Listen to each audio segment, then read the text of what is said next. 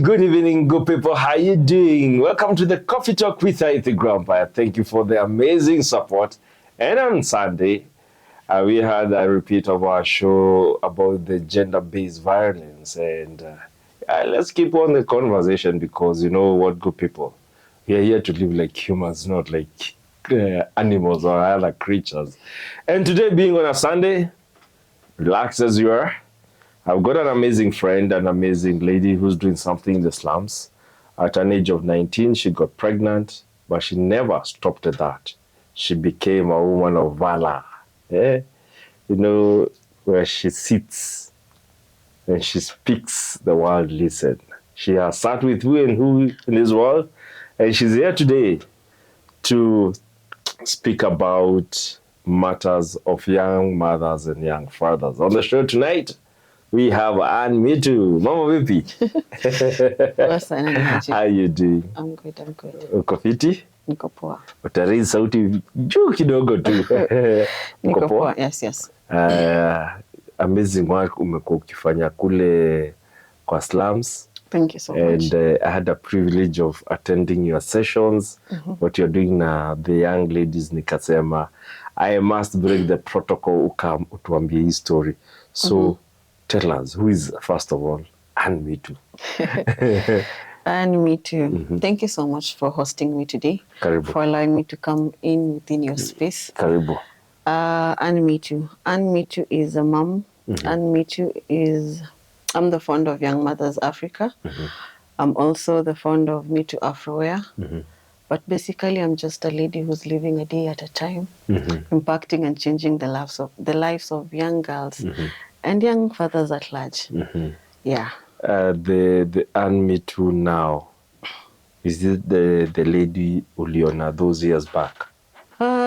Definitely no. There's a lot of growth in both mentally, physically, everything. But one thing that I'm glad is that the cause that made me start the journey has not changed. Whatever drive that I had while starting Young Mothers Africa, I started it when I was around 22 years. The drive is still there. I keep on meeting different ladies, different young mothers. And now, as where I sit, I've got young fathers who have come on board. And personally, I think it's not about me alone, the growth, but also seeing the young girls from kwa dump site. Amefanya kazi Westlands, anauza ameandikwa kama waitress. Nilipatana naye kama bwana ameuliwa na saizi ameolewa, akona watoto watatu. So it's a holistic growth. It's an amazing when I was reading your story and been hearing your story that you got pregnant at 19.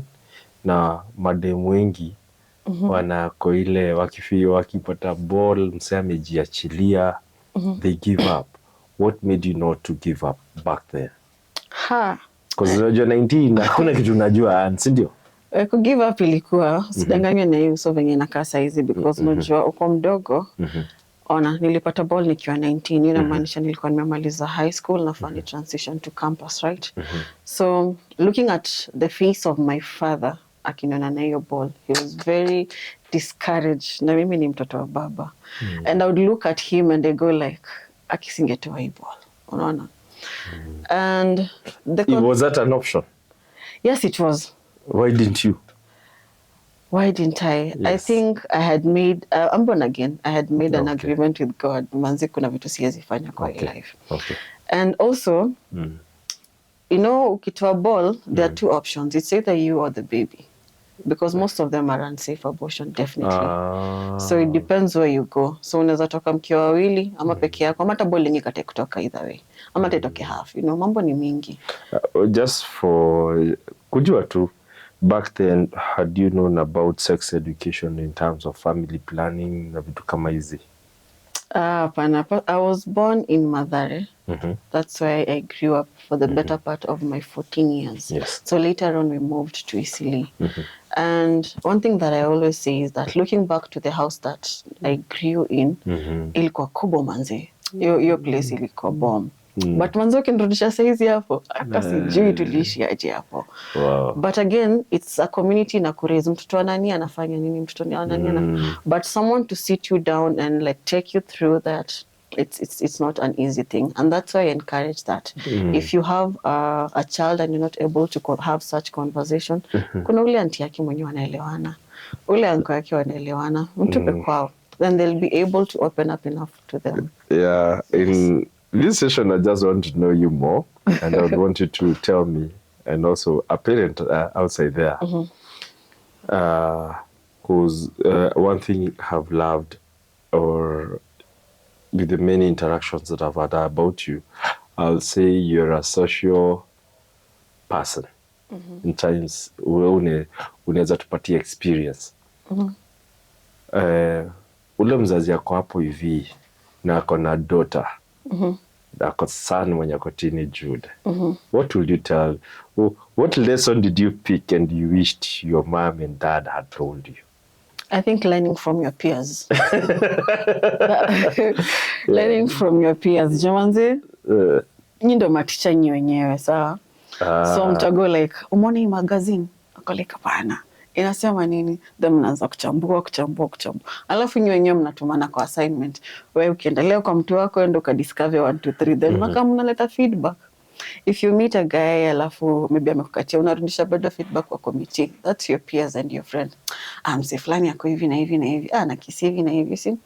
And those are things that the teenager or a young person afai kulearn course. Like right now, what I learn online, what ingia, what I Google, what I YouTube. So many things will pop up, and they will not have the clear version of how their body is developing. But as for now, I think there are few people who do peer mentorship in terms of puberty and all of that. There's a lady that I know, she's doing amazing work. Manzia anaongeleshanga ma teenagers mpaka inakaina make sense. And you know, she finds balance in understanding them as a person, body change. Like I have a son. So afike ile time he's waiting, he's having like a wet dreams ama vitu kama hizo. Atakusho this no, sasa for you, the fact that you're laughing already Natel will show you from having such conversation. I find it weird. Exactly. Juni mtu wako unashindwa amefikaje haraka hapo. Yes. But again, he'd rather learn from you. From me. Because you'll give her first-hand information and it can protect from the world. Exactly. Rather than aende huko nje afanye patapotea akiuliza, because now akienda kwa peers wake wamuulize the same, watambia inamaanisha will come, sijui inamaanisha nini. So mind yake maybe ni mtoi aja developmentally vizuri. Ayuko show your information atadilaje nayo. So just for me right now, my son is a teenager. And I try to find the balance. Ndamsukuma mwambie mtu wangu niletee mtu wako nimuone kwa like mama acha. But I would want mimi ndo niweze kujua hizi vitu mara ya kwanza. Wewe ni kumpima yote. Unajua iko, but sasa unapima. Hata kama haiko na need kujua akili yake imefika wapi. Unaona? So I'd rather engage him earlier on than ningoje. Because pia they are very fast. Especially right now. Dunia imebadilika. Hata ukiangalia the body ina grow bigger. Ukiona mtu wa 13 ama 14 always nini. Like the girls that I do mentorship for. I have girls from 12 years all the way to 14. Ama demo kikapali nimekaa na wao kuna wenye watu na mimi hata ni wakubwa kunishinda physically. So for you as a man ukimwona uko nje utassume ni mdimu. Ako fully grown and mature. But nikatwika ko 12 years old. And looking back at 19, what is one lesson that you look back and you're like, you know what, this is what I'll tell. If you're to write a letter to your 19-year-old. I love my son. Nimeanza na disclaimer ndio akisikia asiseme mamangu anipendi. I love him. But one thing that I wish that if I was able to turn the hand of time is not get pregnant at an earlier age. because I got to miss out on a lot of things in terms of masomo, understand, hustle, and all of that. And I remember there's a day we had a conversation with him, and he was like, "Mambo nilipata ball mapema." Oh. You see? So how did you answer? Nilimjibu by the way, but Yeah. again, I felt like even for him, anambongingoja mpaka 28, no, I'm 26. So you'd gauge and see. One thing that I say is that if so many things can change, but one thing that can never change is the year that you gave birth. Kama ulipata mtoto ukiwa 16, it will always remain like that. Ulipata mtoto ukiwa 16. The dynamics comes like this. He grows up. Like wangu anachana mimi urefu. Mimi bado niko pale kwa urefu. Then mkitembea naye kwa barabara, anaka brother yako. So wasa wako like salimia sister yako. Then he goes like, weh. Then he's becoming very protective of me, you see. But if I was 17 today, I would probably have a better plan for my life. Because one thing that I've learned, once a sexy emergency, that if you do not do it, you will die or something will happen. It's not an emergency. It's something that you can plan for. It's something that can wait. You know, you can abstain and take your time in learning and growing and all of that. So that would be my message. Wow. Yeah, because I got to miss out a lot and I cannot recover as where I'm seated right now. You know, and there's something you said that sex is not an emergency. But kule slums kwa klabu watu wanaokotana proper. Every day I see school close and I'll use the area inaitwa tea room. I see the way people, yani hata wanajua ni shule gani, nagojea shule gani, if this boys school, they're waiting for this girls school. And I'm like, I wish you knew the danger they're doing. I wish they knew the danger they're putting themselves into, in terms even the involvement of alcoholism. And that's one thing nimepata uko kwako na deal na alcoholism fast and mbaya sana. Nini napusha madem ama machali wa hiyo area kukunywa pombe? And at your 19, did you ever drink? Nilijua utaendea barabara. Were you young and wild? Let's say I was trying so many different things nikiwa 19. For me, I grew up in a family setup where later on my parents lived their own life. Okay. Divorce was in the picture. And one thing I know, me as much as mimi mtoto wa baba, mi budangu alikuwa anakata maji. Alikuwa anatingika mbaya. Hata tukipigiwa simu tunajua tutapata mzae wapi, unaona? So I would know that he's in a way in depression because of everything that has happened, the separation, mtu ya kuwapa, mwingine ameenda hapa. In the midst of that, I remember kuna siku ilimbeba sana, akadmitiwa hosi. And because I didn't know what to do, that was my very first time nambwa mzae amelazwa. Kichwa yangu iliniambia I might lose my dad atakufa. What do I know? Si nikukata maji, because that's what I've been seeing all along. Nikisema sikuwa nakata maji watu wa madiwa ataniuliza and tulikuwa tunaona ukitingika, but not that much. And I remember waking up and going like, it is not for me. It is not even like your hangover. It was not something that I would want to do again. But where I work from motherland, watu ni walevi. As you enter hivi hapo tu kiingia hivi, you'll find men, you'll find women, most of them are drunk. And just trying to understand one of the girls that I have, her name is Joy. The very first time I met Joy, she was super drunk. Joy alikuwa ametingika na alikuwa anatishia demu mwingine hapo. But again, nikamwangalia nikaona there's something beyond what she's covering with the drinking. Sure. And as we sit right now, Joy is well dressed. Joy comes in for the classes, and Joy now has started her own small business. Perfect. A story of a young mother who became a mother at a very teenagehood, that was very young age, and to now a founder of Mitu Africa, and also a founder of Young Mothers Africa. Let's go for a break, come back, and we understand what is Young Mothers Africa.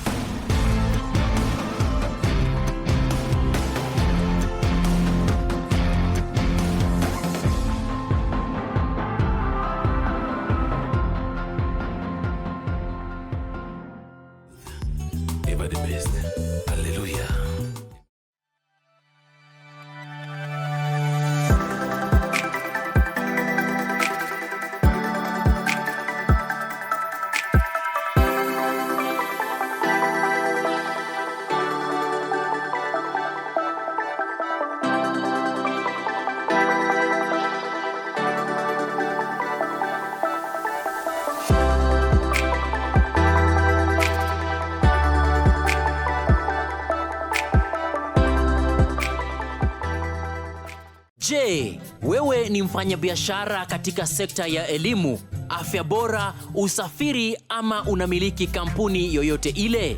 Ungependa kupata fursa ya kutangaza biashara yako ili kuwafikia wateja zaidi?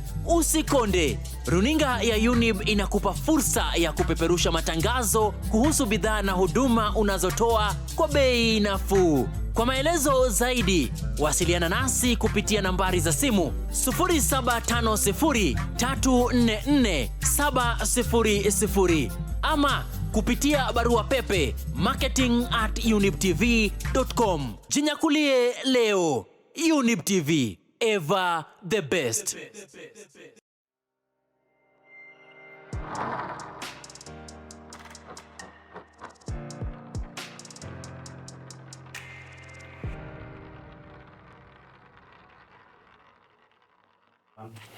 Hey, welcome back. You know, catching up with Anne during the break, she's a time bomb. She's, I think, kama hakupata hiyo ball ilikuja timely pia, because whatever she's done for the last 10 years in the ghetto community, I don't think she could have done it kangekuwa kwa hiyo mess. Unse ni researcher, scientist kivyake, so we dig in because naangalia hivi, maybe it was also a way of God calling you to service. See, like in priesthood, unapatanga like you know, on Sundays I'm an archbishop. So what happens, ukitoka tu church nini, form 4 naingia seminary, ama your monk system, unaanza kutichiwa. Wewe Mungu naye akajua wewe lazima uingie system yangu haraka haraka. Tell me, what is YMA? Young Mothers Africa. Young Mothers Africa. Yes. Young Mothers Africa, as we see it right now, is a community-based organization. We are based in Isili South, Kamkonji. And basically we deal with teenage pregnancy. Yes. We deal with young girls. And we also have some young fathers. Yes. So under Young Mothers, we started Young Mothers as a joke, if I would call it. Because it was not like intentional, unataka to inspire what do, there are better people doing something good. But for me, it was just a way of encouraging my friend. Unajua niaje? Si uko na ball, na mimi pia nilipata ball, tutafanya nini na life? You get? Yes. Just trying to connect with what you're supposed to become before you got pregnant. So in the moment of trying to find myself, there's a question uliniuliza, mbona sikuingia kwa vices? Ilikuwa option. And I remember there's a time I was like, sasa juu baba mtoto amekufa, what do I do with my life? He passed on. Yes, he passed on. 1 year after giving birth. Wow. He passed on. So nilikuwa najiuliza, juu buda mtu amepass, nini naweza fanya na life yangu? Niko like, hakuna kitu naweza fanya, let me drown in crying and all of that. But in the midst of that, I ask myself, mtu ana grow, atakuja kuona mtu inakani. So then I started small business, kuuza bajia kwa barabara. Unarudi home, unapiga hesabu inakata. Unapata baby profit yako ni 50, 100, but you wake up again and try again and again. So through that experience, nilikuwa naweza kwamba beshte yangu, unajua ni aje umepata ball, wewe pambana tu na hali yako, vitu zitakuja tu kwa make sense. So in the midst of just encouraging a friend, a neighbor, one day nikasema, let me go to the facility and see if inaweza work out too. So nilikuwa nimeenda kuuliza stories of family planning and all of that. Then the nurse that I found told me, unajuaje hata kuna volunteers wadogo. Why don't you come on board? We teach you some of the things, and then you become now the contact person with young mothers. And you're like, hata sina kazi, ina make sense. So during that time, I started my volunteer work in the facility, Biafra Lions. And they would Biafra Lions Clinic near Kanjo. They would teach me how to not talk to the girls, how to do the counseling. So saizi uko na mtoi already? Already niko na mtoi. Okay. Sasa nimeanza kukamtua na make sense. Unaona? Your life is looking, it's taking shape. Yes, it's taking shape, and I'm not trying to find the end that what I wanted to be and what I wanted to become. So during that period, we decided to do just a meetup with the girls. Hata kama ni watano ni sawa. Wow. But not doing the very first meetup, we had almost 30 plus young mothers coming in to listen to what. Some naongea stories kupata ball, how do you pick up yourself, where you're supposed to come to the facility for the antenatal care, and when you give birth, you're still supposed to come for the postnatal care. So nanisha kwamba kana nata sijasomea. Nakumbuka in one of the classes kuna dem ulisomea sana juu ya kukosa kuenda, was it polio or whatever, one of the kupeleka mtoto clinic admission. Yeah, nakumbuka ukimleta juu sana. Yeah, because it is needed, and you know, when you're pregnant, you're supposed to visit the facility like 4 times. So na kama young mothers, most of them wanagopanga kwenda facility kwa sababu the stigma that comes with you being a teenager, umeenda kupanga line na mama wakubwa. But one thing I love about Biafra is the fact that they have adapted the youth-friendly services. I'll give you an instance. What is that? Where you go in as a young person and you're not discriminating, even if you're going to seek for services that ideally are for older women. So you get a safe space pale unaweza walk in, utritiwe na urudi home na mtu asikueleze story mingi. Mbona uko 17 na uko na mtoto? Yes. So I understand you. Exactly, we understand. And over the time we had programs for different young mothers. If you come in pregnant, tunakuweka. Ukikama uko na ball, tukiangalia tu age yako kwa 17 tunakuweka. So during that time we did our very first one. We had 30 plus. Then we were like, okay, kitu ni serious. Then we started doing more cohorts and more cohorts. And before we know it, we were even beyond Biafra Alliance. Yes. And let me ask you, you push an agenda, now you have the girls. You told me this year you're celebrating 10 years into the service. Yes, yes. And where are you now in terms of young mothers? What is what can you look back and you're like, wow, I'm proud? And where are you going to? For me, what I would look like for probably would be the programs that we have started with the young mothers. Yes. We have a program called Linda Dada. Linda Dada is basically for the girls, because we have a combination of young mothers and girls dropout, 17, 16 who are dropout. So we're looking at them at a different level. We have done a curriculum, you know, about it. We have done a curriculum under Studio 62 that now we get to teach them. Hawataki kurudi shule. Hata ukimwambia nakulipia when the day school hataenda. But they would rather come in, do the curriculum. You empower them. Every Friday we meet with them, we empower them. And then you can tell the change. For this particular cohort, you can tell the change by the way they talk, by the way they think, and the small business that they've been able to start. That's the very first one. The second thing would be our OG program, where we do not only feed the young mothers, but also the children from motherland. And now, even the mothers, the older mothers, we are in the program. So we have like a whole special team. And last Friday, I think we fed almost 50 plus. Wow. Both the OG program. The OG program, both young mothers, they were two now. Mama I'm interested with the Linda Dada. So it's a program for economic empowerment. It's economic empowerment. Yes. And I think you are to tell, if I'm not wrong, you're about to say something about something happened, then you can jump story. Yeah. I'm interested in the pen you may jump about Linda Dada.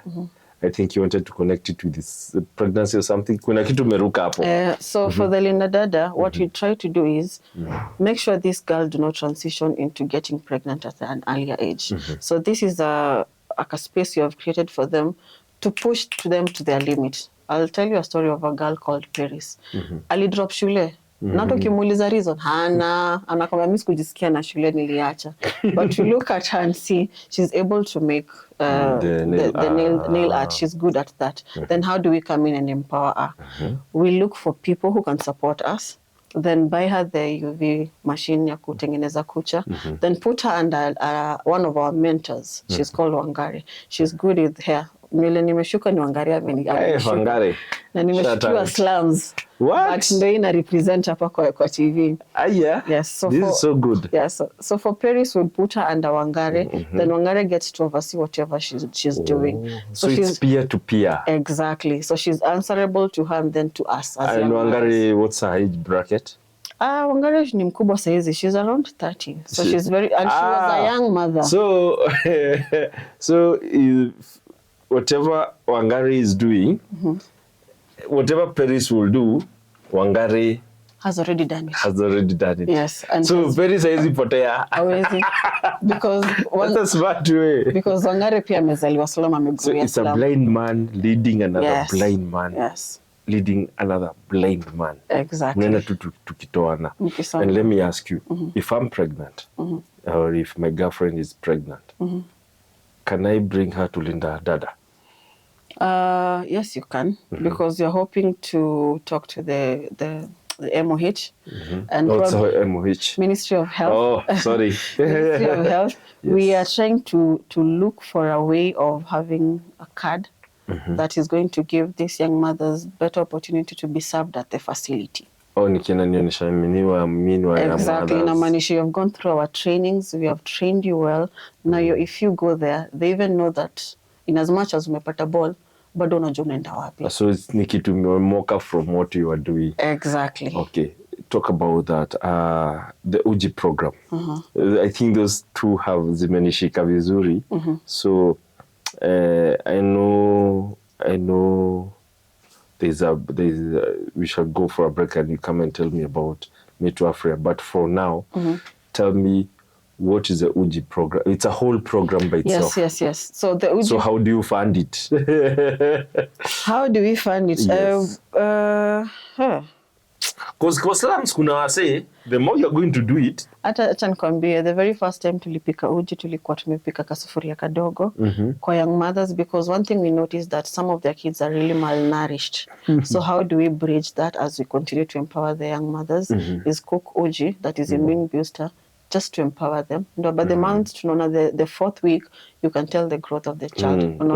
So it's not just an uji program, but it's a nutrition. It's an health kind of program. Okay. Yes. And also, it is a way of, mtu atakwambia, mam nimeendea uji. Utakuuliza ameendea uji wapi? So that's a way of you coming to where we are and joining the cohort. And actually, I do not know whether this is going on, but a big shout out to my friend Jackie Simon, the CEO of Zenith Organics. When you told me about the program that you're doing, I called her and I traced her. She's doing something, but I didn't know in that depth atipia watu wa nje wanakam kukunywa. Actually, Jackie was shocked because I told her the 4 kgs is not enough. As we sit right now, we need to cook. Friday. Last Friday, we have kuhaya sufuria. There's a lady that we have worked with and empowered. She's called Irene. Irene anaendanga job Kikomba, and then akirudi anapika uji anauzia wase. So we asked Jackie from Zenith to come and show Irene how to cook the porridge that anakwanga ametengeneza, the unga. So through that, the very first kasufuria tulianza nayo ilikuwa kidogo. So last Friday we had to hire a bigger sufuria just to accommodate. Tulikuwa tumeka 10 liters kama 3 na bado haikutosha. So of course you're calling on for people to come and join what you're doing with Jackie and of course to do 62 and Steve. And maybe you can do a call of action. You can speak to that camera and before you go for a break and talk to my people about the Uji program. So the Uji program is not just a feeding program, but it is a way of empowering a whole community. So why don't you guys, the tribe of Grandpa, come on board, support what me, Jackie, Studio 62, and Steven Zusa are doing in Motherland, not only just to empower one girl, but a whole community generally. Because if you're able to feed one child, it means that even the mother is able to think straight. So looking forward for you guys to come on board at Mitu or Young Mothers Africa. Amazing. You know what, folks, if you're outside there and I've been to Motherland, and the situation is not as colorful as we're putting it. It's they're in dire need of a lot of help from sanitary pads, uji. That uji I was a witness. Watoi uja. Saa 9 watoi ilikuwa imeshajaa kwa baranda na vikombe. Nikawa naitana, wanaenda wanaimbiana, uji leo kuna uji. Chikimsema amekimbia uji amekam. Na wazazi wanawapea vikombe. Ndio uji. And having that, even I saw older people coming in carrying a cup of uji kwa barabara. That tells you something's wrong. Let's go for a break, come back and we understand more of what she does.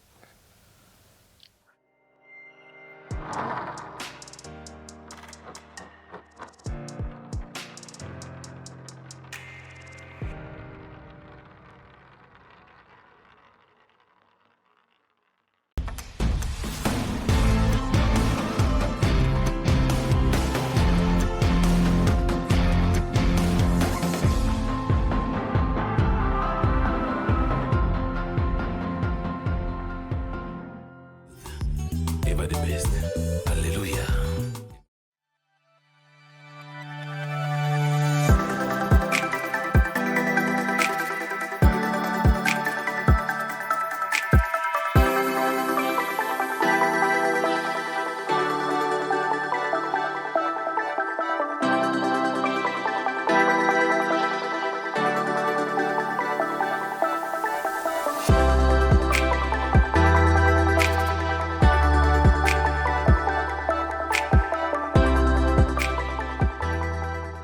Je, wewe ni mfanyabiashara katika sekta ya elimu, afya bora, usafiri ama unamiliki kampuni yoyote ile?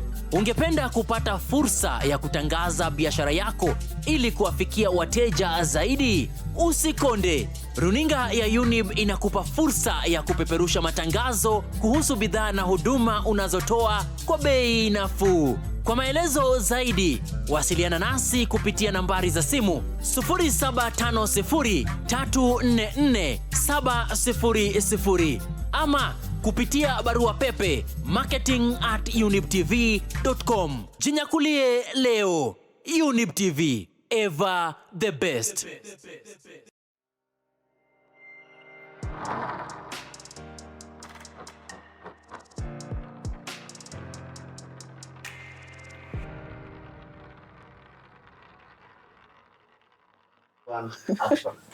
Welcome back to the Coffee Talk with the Grandpa. If all shows that I've done, apart from that show for Why Do We Cheat, you know that show that we had a scientist?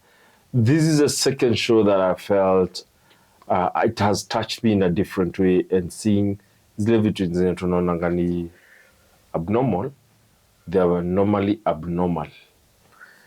And one thing I've learned is that this is you. This is your work. Yes. Wow. I'm creative in my own way. Yes.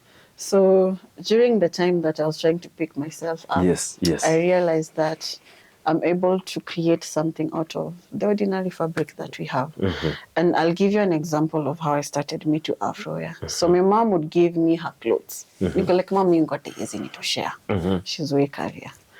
But then I would look at it like, okay, there's something I can do with it. So I would nitoanishe, I modify it, alafu naiva. Then nikivaa nilizomenua wapi niko like hizi nile nguo ulinipatia. So kumodify ni kushona sasa. So kama ni huku, yes, right now I know. Kama ni huku, I'll reduce huku. Kama ni huku, unajua kushona? Nakalia mashini saizi.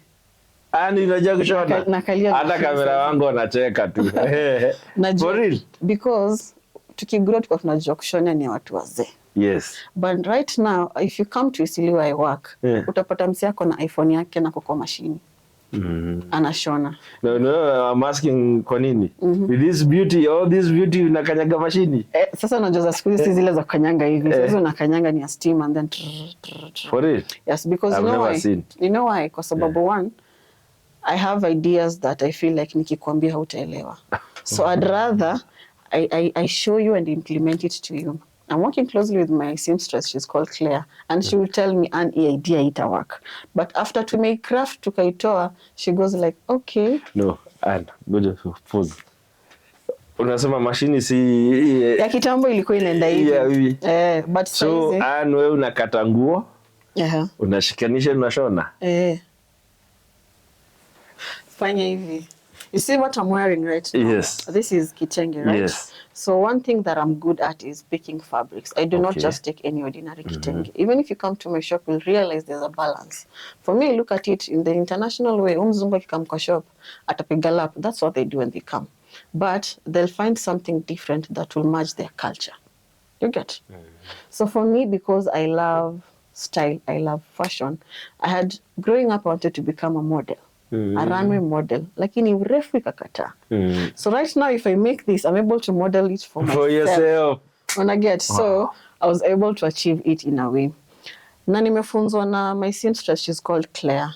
Yeye ndo ananifunza. Mpaka namwambia, wewe ukishaona mimi nakata material, tunakata aje? And then she'll show me, unakata hivi na hivi na hivi, then I'll cut. So ikatoka ile ya nyumba sasa. Exactly. To now being trained professionally. So msasi kaihoma aseme, I have one child, niko hivi, So madai iko nasema kupata mimba si kuwa kiwete. Exactly. Kwa sababu utashinda po umejihurumia ukijiambia hakuna kazi. But you see for me hata kwa shop yangu I bring in the young girls. Na nawaambianga kama kweli unataka kujisaidia learn how to shona. No, you remind me of my mom because she used to tell us that alikuwa anakuambia, getting pregnant is not being disabled. Exactly. Even the disabled, they do amazing things. Amazing work with themselves. Yes. So where are you? Alikuwa anatuambia you are not even an animal. Because an animal will go and hunt. You have to see the bigger picture of you getting pregnant and not just dwelling on Just that. staying there. Mosema hivi, you might not plan for your first child. Yes. But the second one, make sure at least you plan for her or him. What I'm trying to find in your story, and I'm not, and people at home can tell me whether I'm correct. Hakuna woye story. Hakuna mahali nimekaa nimejiambia woye. But the more you listen to people, and so unajua alipata ball ikiwa 18, 19, 12. Unapata mzee alipata ball na kaka wapi? Hapo alipata ball. Ni kwa sababu sijui kama unakumbuka the very first time I was doing introduction of you guys to the young mothers, you'll notice some of them their end goal would be na nimeolewa. So they're not married. Wengine watasema tu most of them wako married juu hawana pali pa kuenda. So watakapo kwa hiyo relationship. Why are we doing the training? To empower them. Hapa juu. Software. Yeye mwenyewe atamuona anatakaje. So let me ask you, Anne. So grandpa, I'm a drunkard and I don't give any hoot about life. Nikuje kwa waeme. Utaniambia niache pombe? Hapana. Utaniambia nikunywe tu? Wewe kata maji. Kunywa juu life ni yako kwanza. Ukweli life ni yako. That's what I do with them because hata mtu mzima ukimkataza kitu hata wacha. Ukweli. But if you show them the logic of kuiacha, then themselves they start making the change. Musema change inatoka from within. So hata mtu akiwa mrevi kama mtu uko daro. Wewe kuja tu. Wewe ni mwenyewe utajiambia. Wewe mwenyewe utajiambia kwa sababu one, whatever we are teaching there is not the ordinary like ukienda class unasoma unaandika. Hata asipofungiwa kitabu ni shida yake. Did I have asked you like that? I was so fascinated. I was there last Friday and not last Friday, hii Friday nimeisha. And there's this lady you're telling me her story, she was pregnant. Aliza on few days before the class. Na bado ilikuwa nataka kuja class. Yes. How addictive is this class? Exactly. I tell you something about her. She's called Marianne. Marianne aliniambia, Anne, unajua kabla mkuje life yangu ilikuwa ta make sense. Sikuwa na hope. I would wait for Fridays to come, at least nikuje, then I get the sense of belonging. Wow. Unaget? And I remember the very first time introducing the program to Motherland. It was me going to look for the girls. Naenda mbako chini dam site. Joy, tunaenda class ama tuendi? Ananiambia mimi naumwa. Na unajua ni aje mimi sitoki hapa kama hujakuja. I did that for 2 Fridays. Nikaacha. So it is them not looking for me. And I would like to give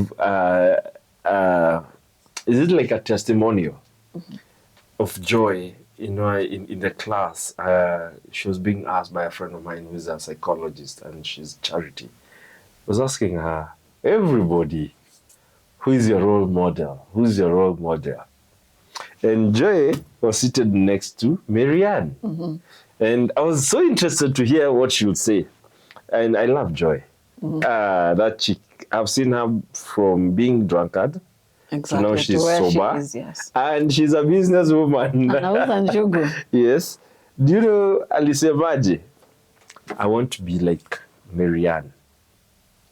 Hakunywangi pombe na vuti sigara. That if I was preaching on church on a Sunday like today, that would be the only gospel I would preach. Going back to Mitu Afrowear.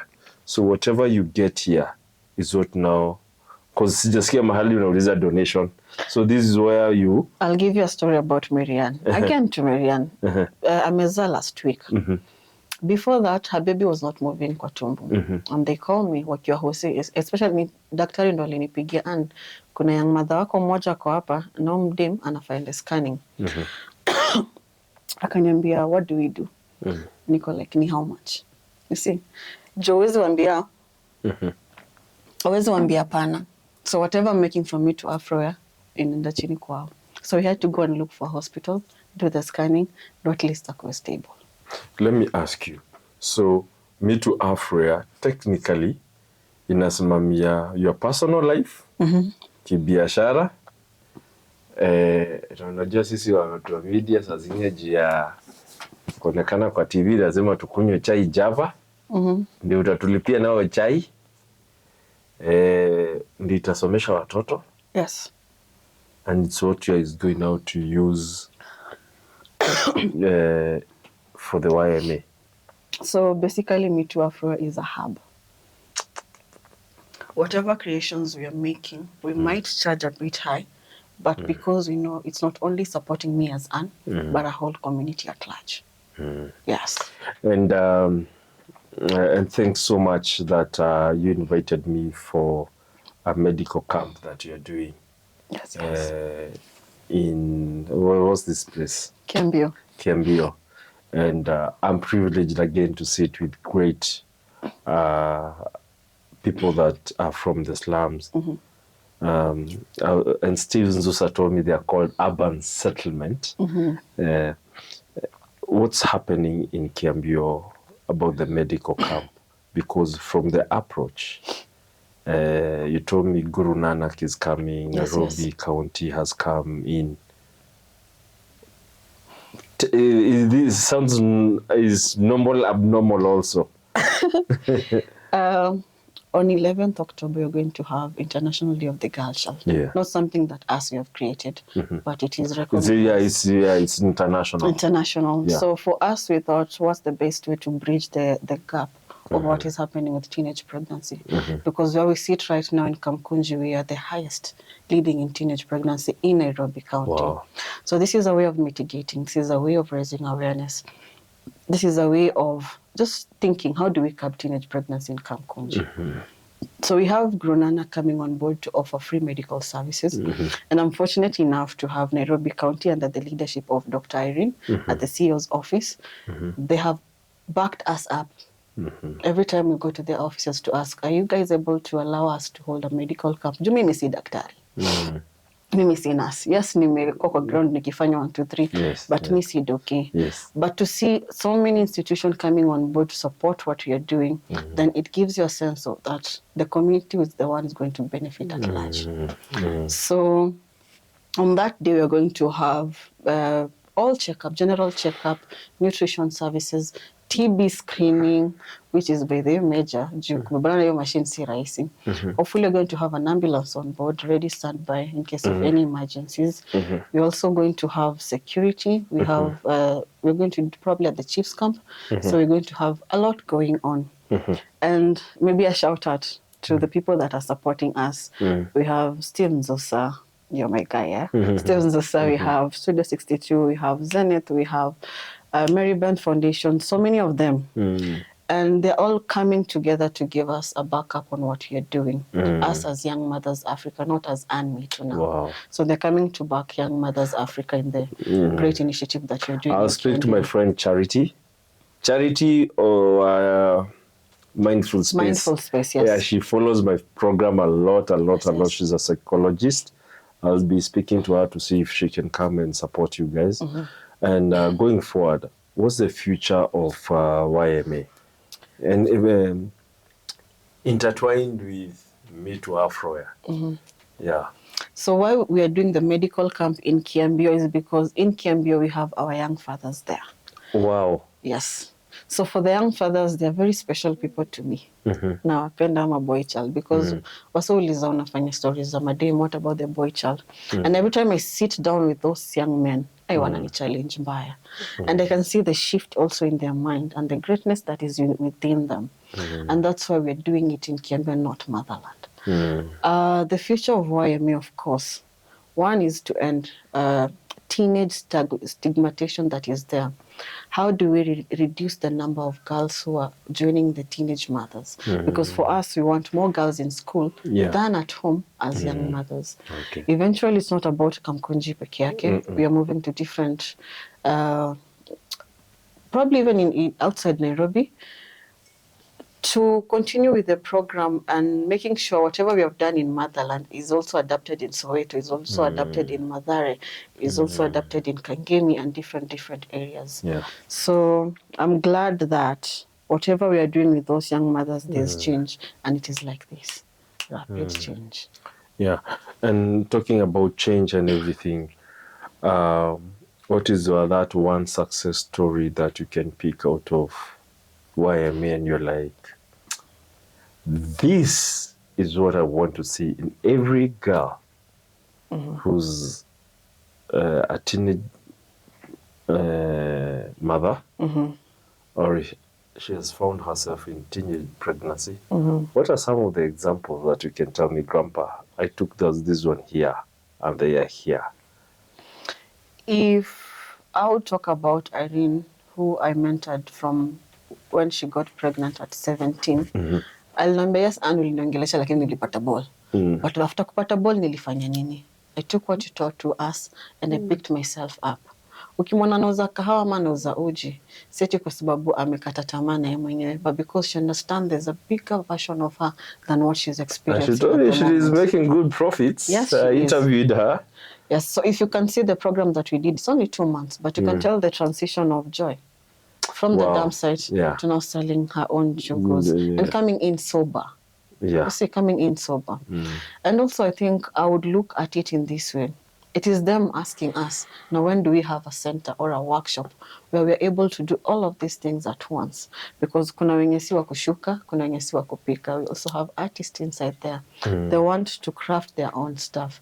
So the larger picture, we're looking to have our own workshop when we're able to train more girls to make such outfits. Yes. About artists, I'll be speaking to my producer Benji and our head of audio room, whatever it is. We see how we can come in to support in terms of our artistry. I know there is something we do and promote talent, and great work you're doing kule mashinani, and we cannot give you much, but all we can say is God bless you. We'll support where you can. Tell us where we can reach you at, and also invite my comrade and also our Younib family to come on 17th, on 11th of October, and support you guys in what you're doing. Speak to my people. Hello, wonderful people. Again, it's me, Mitu. I'm the founder of Young Mothers Africa. And right now, I just want to invite you for 2 events, not one, 2 events. So one is on the 11th October, the International Day of the Girl Child. We will be at the Kiambio Chiefs Camp doing a free medical camp. We are looking forward to have even more volunteers to just come and help the nurses, the doctors in what they're doing.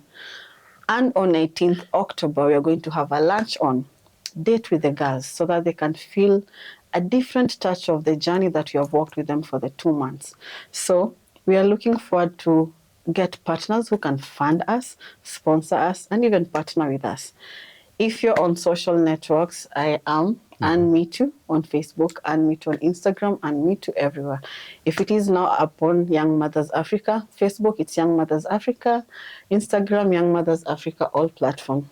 And maybe to give out my number, 0792 756 757. That's Mitu. Asante sana. And for Mitu is ANNMITU. You know what, good folks? Let's go support that worthy cause that's happening in Kiambio and Mataland. If you're a corporate, if you're a company, or even a self-person, I would like to join the space. Drop a comment or send us an inbox or look out for my name, that is Nashage on Facebook. And let's support this wonderful cause. Thank you for joining us, and I hope we have inspired us all, to every young mom who's outside there and maybe you had seen this is the end of the road. Hope we've inspired you. Goodbye, God bless you, and